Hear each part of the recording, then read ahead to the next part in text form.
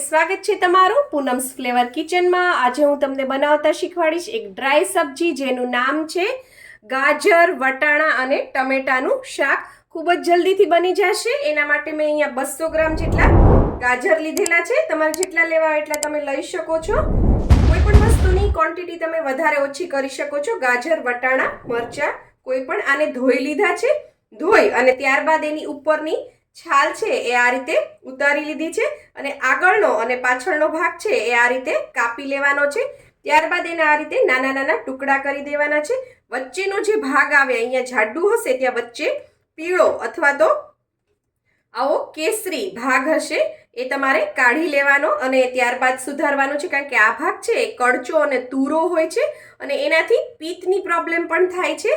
સ્વાદે ખૂબ જ ખરાબ લાગતો હોય છે, એટલે આ કાઢી લેવાનું છે। દેશી ગાજર હશે તો વચ્ચે આવો પીળો ભાગ હશે અને પરદેશી ગાજર હશે તો વચ્ચે આવો ઓરેન્જ ભાગ હશે। આટલી પ્રિપરેશન કરી લેવાની છે। ત્યારબાદ એક મોટું ટમેટું મેં સુધારીને રાખ્યું છે અને ત્યારબાદ હવે આપણે શાકનો વઘાર કરીએ। અહીંયા મેં એક મોટો ચમચો તેલ મૂકી દીધું છે। તેલ આપણું સરસ ગરમ થઈ ગયું છે। તમારે ઓછા તેલમાં બનાવવું હોય તો તમે 1 ચમચી તેલમાં પણ બનાવી શકો છો। હવે આપણે આની અંદર રાઈ નાખીશું, અડધી નાની ચમચી જેટલી। અને આ શાક છે ખૂબ જ જલ્દી બની જાય છે, 5 જ મિનિટમાં બની જાય છે। સવારે બાળકોને લંચ બોક્સમાં, ઓફિસમાં, ટિફિનમાં દેવા માટે પણ ખૂબ જ સરસ ઓપ્શન છે। બાળકોને તમે છે પરાઠાની અંદર આ સબ્જી છે ભરી દો, નીચે થોડુંક કેચઅપ અથવા પિઝા સોસ અથવા તો મેયોનીઝ એવું કંઈ બી લગાવી દો અને ઉપર તમે આ શાક છે એ મૂકી અને પરોઠું બંધ કરી દો અને તમે એને કાચું પણ આમનામ શેકા વગર પણ આપી શકો છો। પરોઠું ઓલરેડી શેકેલું જ હોય અને ફ્રેન્કીના ફોર્મમાં દેવું હોય તો થોડું એને તેલમાં શેકી દેશો તો એક રેપ અથવા ફ્રેન્કી તૈયાર થઈ જશે અને એ બાને બાળક છે પરોઠું શાક ખાઈ લેશે। આપણી રાઈ સરસ ફૂટી ગઈ છે। ત્યારબાદ એની અંદર આપણે જીરું નાખીશું। દાળ ભાત સાથે પણ ખૂબ જ સરસ લાગે। એક ગ્રેવીવાળી સબ્જી, એક ડ્રાય સબ્જી બનાવી હોય તો પણ થાય। જીરું ક્રેકલ થઈ જાય ત્યારબાદ આપણે એની અંદર અજમો નાખીશું 5 ચમચી જેટલો। એને આ રીતે મસળી દેવાનો અને અજમા બળી ન જાય એનું ધ્યાન રાખવાનું છે। અજમાવાળો જે આ તેલનો વઘાર થશે એનાથી ખૂબ જ સરસ ટેસ્ટ આવશે અને અત્યારે બધાને શરદી ઉધરસ બધું હોય એમાં પણ અજમો છે હેલ્પફુલ રહેશે। આમ બાળકો નથી ખાતા હોતા, આ રીતે ખાઈ લે। હવે આપણે 1 ચપટી જેટલી એની અંદર હિંગ નાખીશું। ત્યારબાદ 5 ચમચી જેટલી હળદર અને ત્યારબાદ છે આપણે એની અંદર આ ગાજરના જે ટુકડા કરેલા છે એને નાખી દઈશું અને મિક્સ કરી દેવાનું છે।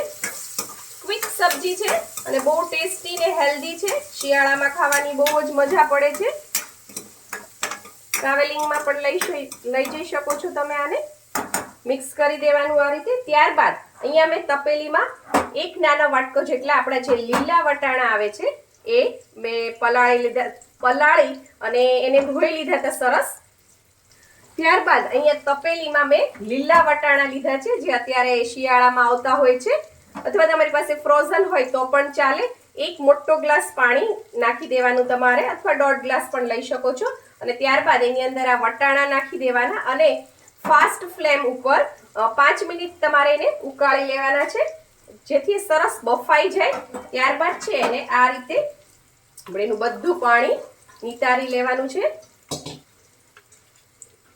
અને આ જે બાફેલા વટાણા છે, બોઇલ વટાણા, એને આમાં નાખીશું। આ રીતે પાણીમાં છૂટા જ બાફવા, કારણ કે લીલા વટાણાને બફાતા વાર નથી લાગતી। કુકરમાં બાફશો તો મેશ થઈ જશે, શાક ખાવાની મજા નહીં આવે। આ રીતે મિક્સ કરી દઈએ અને મીઠું પણ નાખી દઈએ અને આ રીતે હલાવી લઈએ અને હવે આને આપણે 5 મિનિટ છે ચડવા દઈશું। આ રીતે ખુલ્લું જ રાખીશું, ઢાંકવાનું નથી, કારણ કે ગાજર છે એ તરત ચડી જતા હોય ને વટાણા પણ ઓલરેડી બોઇલ છે। આપણે ઢાંકી દઈશું તો એકદમ બફાઈ જશે, ખાવાની મજા નહીં આવે। ગાજરમાં જે ક્રંચ હોવો જોઈએ એ નહીં આવે। એટલે આ રીતે 5 મિનિટ આપણે એને ખુલ્લું જ ચડવા દઈએ અને ગેસની ફ્લેમ સ્લો રાખી છે મેં। 5 મિનિટ થઈ ગઈ છે, આપણા ગાજર છે સરસ ચડી ગયા છે। હવે આની અંદર એક મોટું ટમેટું છે એને આવી રીતે નાનું નાનું સુધારી લીધું છે અને એ નાખીને આપણે મિક્સ કરી દઈએ જેથી ટમેટાનું છે એ થોડું પાણી છૂટે અને ટમેટું ચડતું પણ થાય। અને ત્યારબાદ હવે આપણે એની અંદર મસાલા કરી દઈશું. 1 ચમચી જેટલું ધાણા જીરું પાવડર નાખું છું. લાલ મરચું નાખું છું હું 1 ચમચી. તમારે તમારા સ્વાદ પ્રમાણે મરચું તમે નાખી શકો છો. અને આને છે મિક્સ કરી દઈશું આપણે. ગેસ ધીમો રાખવાનો છે, નહીંતર મરચું છે એ બળી જશે. આ રીતે મસાલા નાખીને મિક્સ કરી અને હવે આપણે એને ધીમા ગેસે 2 જ મિનિટ થવા દેવાનું છે, જેથી છે એ મસાલા સરસ કૂક થઈ જાય. આજકાલ કુકિંગ વિડીયો છે એ લોકો ખૂબ જ લાંબા બનાવતા હોય છે, જે જોવાનો ખૂબ જ કંટાળો આવતો હોય છે. મારા વિડીયો છે એમાં તમને કુકિંગ રિલેટેડ બધા જ સ્ટેપ દેખાડી દેવામાં આવશે, અને વચમાં તમને કોઈ પણ વધારાની વાતો છે કે જે તમારો ટાઈમ લે, તમને કંટાળો આપે, એવું કોઈ પણ જોવા નહીં મળે. એટલે તમને ક્વિક બધા સ્ટેપ પણ જોવા મળશે, એક પણ સ્ટેપ મિસ નહીં થાય, અને વિડીયો પણ તમને ખૂબ જ મજા આવશે, લાંબા અને કંટાળાજનક નહીં હોય. તો પ્લીઝ સબસ્ક્રાઇબ કરજો મારી ચેનલને, અને વિડીયો ગમે તો લાઈક પણ કરજો. 2 મિનિટ થઈ ગઈ છે. હવે આપણે એની અંદર 1 ચમચી લીંબુનો રસ નાખીશું. જો તમને આવા ક્રન્ચી ગાજર ના પસંદ હોય, ઘણાના ઘરમાં વડીલો હોય અથવા સોફ્ટ ગાજર પસંદ હોય, તો તમે થોડીક વાર આને ઢાંકીને ચડાવશો તો ગાજર સોફ્ટ થશે. 1 ચમચી જેટલી આપણે કોથમીર નાખીશું. ગેસની ફ્લેમ હવે બંધ કરી દઈશું અને આને સરસ મિક્સ કરી દઈશું.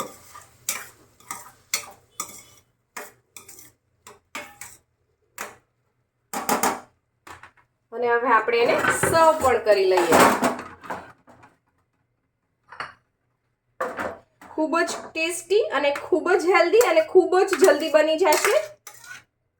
આજે મારે આ શાક છે એ લંચ બોક્સમાં જ દેવાનું છે, એટલે જ મને એમ થયું કે લાવ જોડે જોડે વિડીયો બનાવી નાખું, જેથી બધાને રેસીપી પણ મળી જાય, એક આઈડિયા મળી જાય. જોઈ શકો છો તમે.